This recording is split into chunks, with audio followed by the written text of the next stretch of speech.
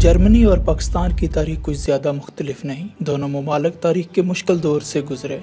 فرق صرف اتنا ہے، جرمنی ماضی میں اور پاکستان اس وقت مشکلات کا شکار ہے۔ جب 1945 میں پاکستان وجود میں آ رہا تھا، تب جرمنی تاریخ کی بدترین زوال کا شکار تھا۔ دوسری جنگ عظیم ختم ہوئی، ہٹلر نے خودکشی کر لی، جرمنی کی فوج ختم ہو گئی۔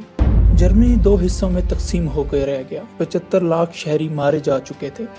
جرمنی کے 114 چھوٹے بڑے شہر مکمل طور پر تباہ ہو چکے تھے، ملک کی 20% عمارتیں مکمل طور پر زمین بوس ہو چکی تھیں، زراعت 65% کم ہو کے رہ گئی تھی، بجلی بند، سڑکیں تباہ، بندرگاہیں ناقابل استعمال تھیں، انڈسٹری صفر تھی، کرنسی بھی ختم ہو چکی تھی۔ لوگ خرید و فروخت کے لیے بارٹر سسٹم کرنے پر مجبور تھے، چیزیں دے کر چیزیں خریدی جاتی۔ ناظرین، 1945 سے لے کر 1955 تک جرمنی کے 1,40,00,000 لوگ کیمپوں میں زندگی گزارنے پر مجبور تھے۔ 1965 میں جرمنی امریکی امداد پر چلنے والا سب سے بڑا ملک تھا، جبکہ جرمنی کو 14 ممالک امداد دیتے تھے، اور دلچسپ بات یہ ہے کہ ان 14 ممالک میں ایک ملک ہمارا پاکستان بھی تھا۔ ایوب خان کے دور میں پاکستان نے جرمنی کو 20 سال کے لیے 12 کروڑ روپے قرض دیا، جس پر جرمن چانسلر نے صدر پاکستان کا شکریہ ادا کیا۔ کا وہ خط آج بھی ہماری وزارت خارجہ کے پاس موجود ہے۔ 60 کی دہائی میں جرمنی نے پاکستان سے 10,000 ہنرمند افراد مانگے، پاکستان نے اپنے ورکرز جرمنی بھیجنے سے انکار کر دیا۔ جرمنی نے اس کے بعد ترکی سے درخواست کی، ترکی کو ترس آ گیا کہ لوگ جرمنی کی مدد کو پہنچے، چنانچہ آج 30 لاکھ ترک شہری جرمنی میں مقیم ہیں۔ یہ تو 50 سال پہلے جرمنی کی حالت تھی، آج کیا حالات ہیں میں آپ کو بتاتا ہوں۔ آج جرمنی دنیا کی چوتھی بڑی معیشت ہے، پاکستان 41 نمبر پر۔ جرمنی کا جی ڈی پی $34 بلین ہے، جبکہ پاکستان کا جی ڈی پی $271 بلین ہے۔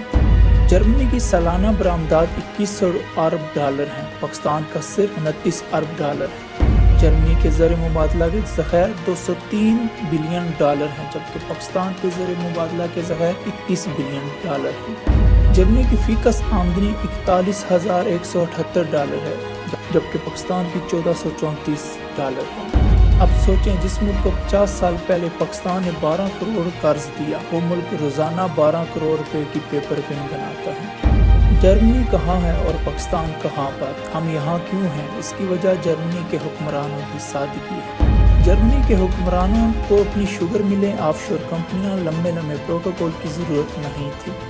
یہ لوگ وہی چیزیں استعمال کرتے ہیں جو عوام کرتی ہے، وہی کھاتے ہیں جو عوام کھاتی ہے، وہی پیتے ہیں جو عوام پیتی ہے۔ قوموں کے حکمرانوں کی سادگی ہو تو قومیں ایسے رویوں سے بنتی ہیں، پھر جرمنی بنتا ہے۔ اگر حکمران خود کو بادشاہ سمجھتے ہوں تو پھر قرض دینے والا ملک قرض لینے والا پاکستان بن جاتا ہے۔ اچھی معلومات کے لیے آپ ہمارا YouTube چینل سبسکرائب کریں، اور آپ ہمیں فیس بک پر بھی جوائن کر سکتے ہیں، یا آپ ہماری ویب سائٹ وزٹ کریں www.superpowerpakistan.com۔